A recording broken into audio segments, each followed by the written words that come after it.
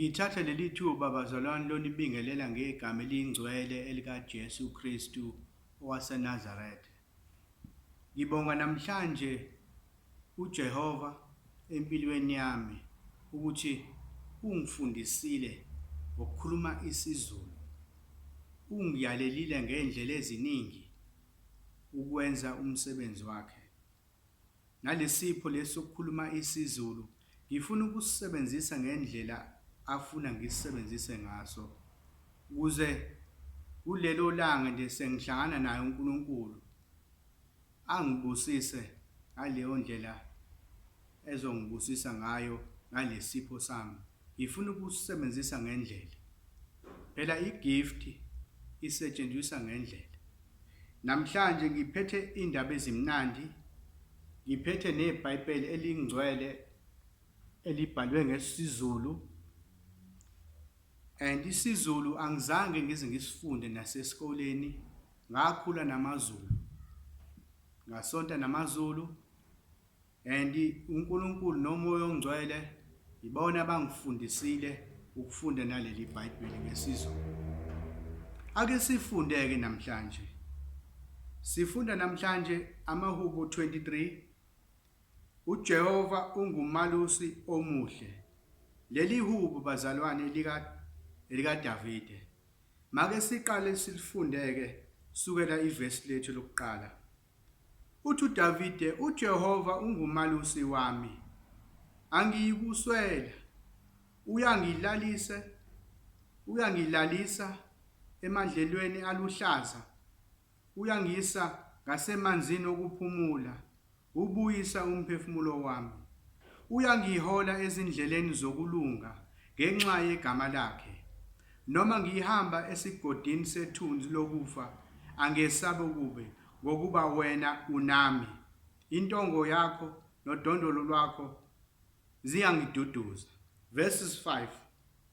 Uthi, ulungisa itafula phambi kwami ebusweni bezitha zami. Ugcoba ikhanda lami ngamafutha. Indebe yami iyacicima. Impela okuhle nomusa kuyangilandela imihla yonke yokuphila kwami.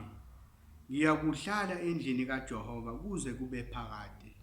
Amen. Bazalwane, ake silithathe leli verse leli hubo namhlanje silimukele nje empilweni yethu. uNkulunkulu uzosebenza phakathi kwethu kule hubo. Uthi uJehova, uthi uDavide lana bazalwane ukuthi uJehova ungumalusi wakhe. uJehova bazalwane ungumalusi wethu. Akekho nje omunye ozosiyalela ngemiyalo ngaphandle kwakhe uJehova. Sinabo amabhoza esisebenza kubona basiyalela ngomsebenzi. Kodwa umsebenzi ola emhlabeni uzoyalelwa uNkulunkulu nezwi lakhe. Make silibonge leli verse lethu amaHubo 23. Simkhonze uJehova ngasonke isikhathi empilweni yethu. Uyena kuphela ongawenza umehluko empilweni yethu. Uyena kuphela esingabheka kuyena bazalwane. Kule pandemic ekhona njengamanje iCovid-19. Abaningi sebengenwe ukusaba nje, basaba ukuphuma emakhaya kodwa beka amathemba akho kuNkulunkulu. Cela kuyena yonke into uzokunikeza lokho okusenhlizweni yakho kodwa. Lithi iverse bazalwane, thanda umakhelwane nje ubuzithanda wena. Mongamthanda umakhelwane uNkulunkulu wakho uzokubusisa kanjani? Muthanda umakhelwane wakho. Siyabonga ke namhlanje bazalwane kuleli verse lethu namhlanje ngicela ukuvalelisa ngengoma encane engayifunda kudala Sunday school.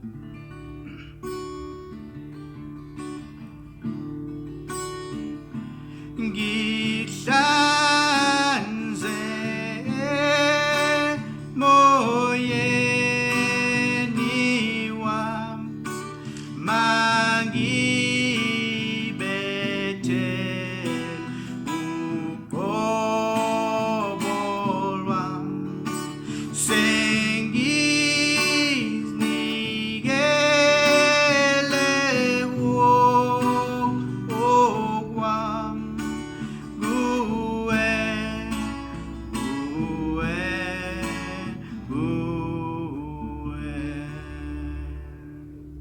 Ngiyabonga bazalwane ukuthi niyibukele le video niyibuke.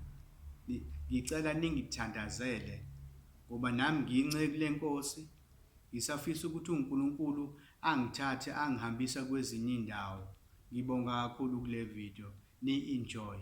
God bless you.